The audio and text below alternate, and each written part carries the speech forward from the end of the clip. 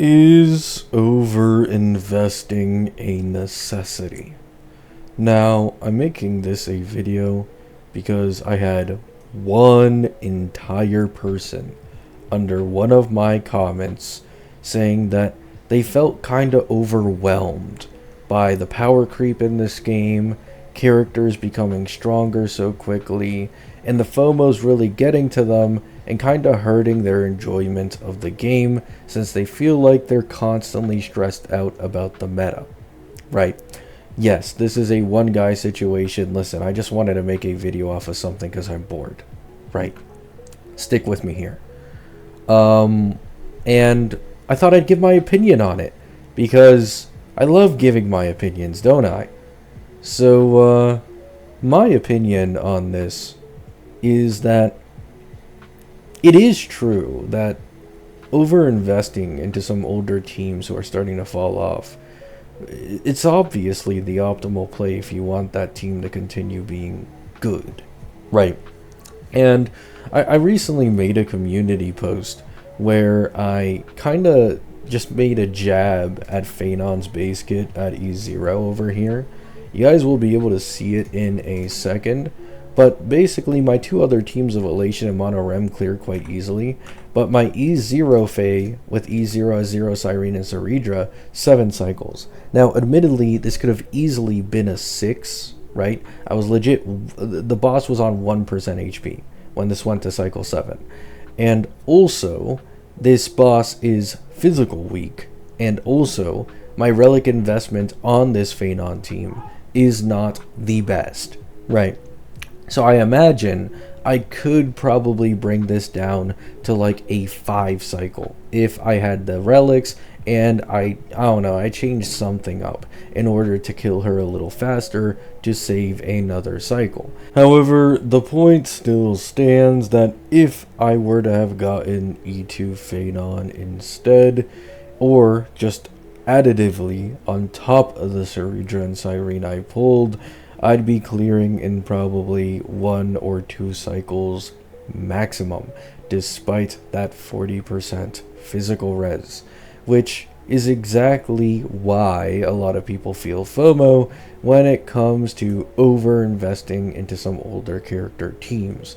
The second they see them falling off at a base, knowing that there's an E2 investment that can completely save them, I guess this bothers some people. However, personally, I've never been one with a first-hand experience to feel this way when it comes to Eidolons. I've actually had a lot of viewers as of recent come into streams, come into videos, and comment that they don't like characters with good E2s, even if nothing changes in their base kit, because they tend to feel more FOMO, when in my eyes, it's not anything but good if a character has great vertical investment, so long as they aren't terrible at a base, right?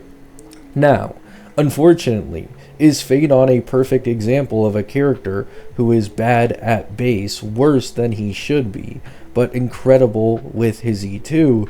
Yes, it is decently obvious. Now, would this be the case if he got the Cassie treatment in terms of synergistic teammates? No. It wouldn't be the case if that were in this ideal world, but because his only best in slot is Ceridra by a very minuscule amount, you know, it's not by as much as some people let on these days, he struggles, right? He struggles on the horizontal investment department, so he really likes the vertical investment stuff. Now, here's the thing.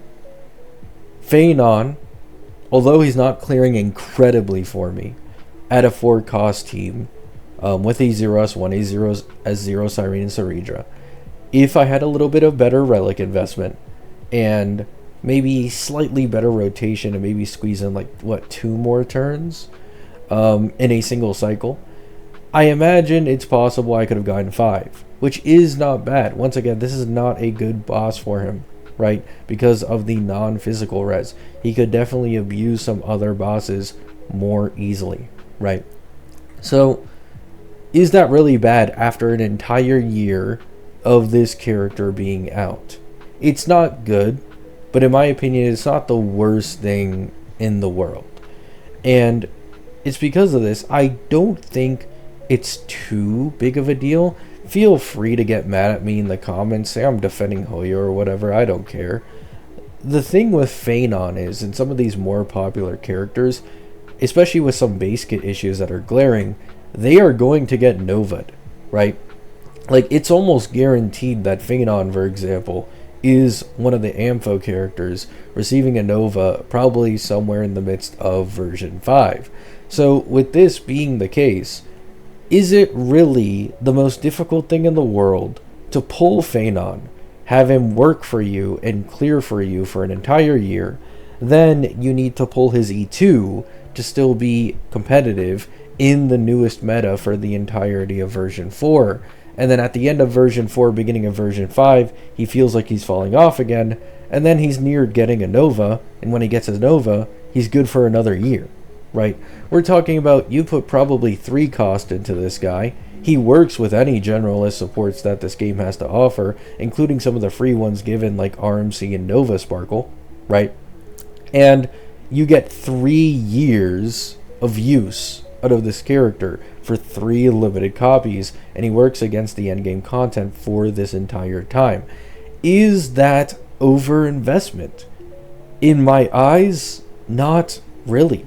Because, like, yeah, people can slander and base Feainon all they want or whatever, but trust me, Mono Rem has its own issues. You use a Cassie plus Evernight plus Hyacine full E0 as 0 team, no Lycones, no Eidolon investment, with a free-to-play support who isn't unlimited. That shit is not going to look pretty, right? Like, it really just isn't anything pretty in the slightest against today's endgame content either, the exact same as Feainon. So, in my opinion, overinvestment is not needed. However, if your goal is to keep an older team competitive in the newest meta, we're talking like in the next version, yes, investing into your older DPS to match newer DPS's numbers a year later is going to be an expectation. Is it necessary? In my opinion, no.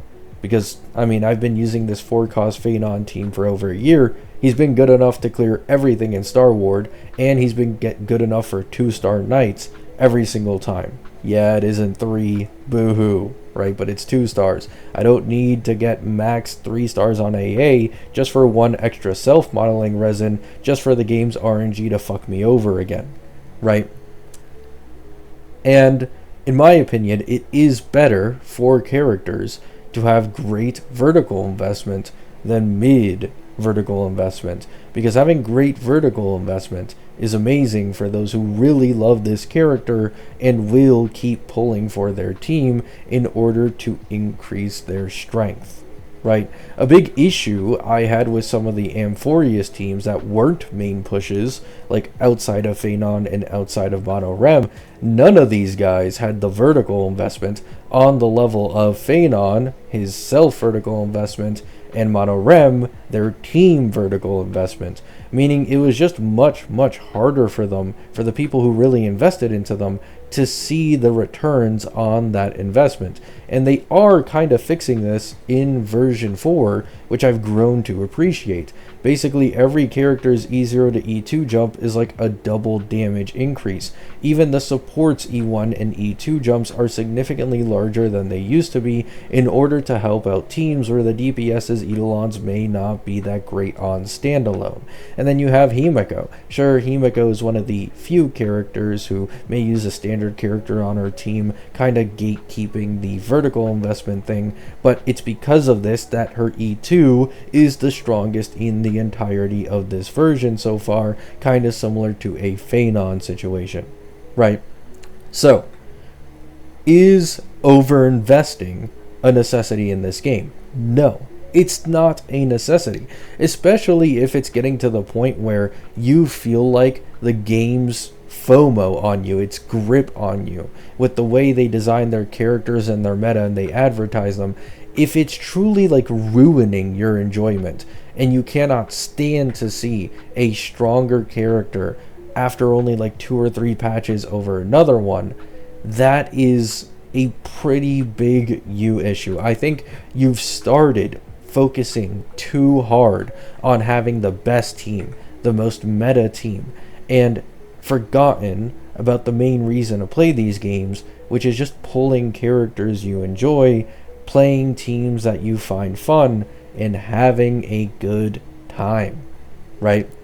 That is the end goal of all games to begin with, at least for the player. Maybe not for the company. The company does like it when you feel FOMO. The company does like it when you see a new meta character and want to pull them really badly and it frustrates you, right? They do like that because in their eyes, this increases the chances of you opening your wallet in order to attain these characters. However, as the player, you need to help yourself as much as possible to not get manipulated by the tactics of the people who run this game and keep just pulling for characters who you like, pull eidolons if that's something you want to do, and if you don't want to invest into an older team that you really like but you want to keep playing them, you need to come to acceptance that your team isn't going to be meta, and it may in fact struggle to clear or not clear at all, depending on how lazy you are in investing in this team.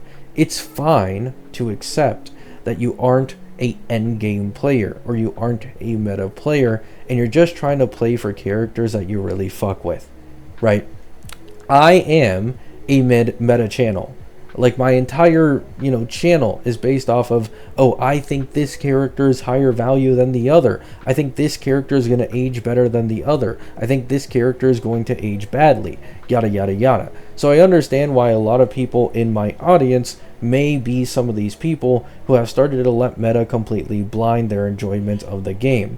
However, keep in mind, meta is not the only thing to enjoy in HSR, even though it is very much so its main topic of discussion these days. Just learn to have a little fun and don't stress yourself too much over optimal pulls and optimal pull planning in this game, right? Have a good time. Have a great day. Have a great night.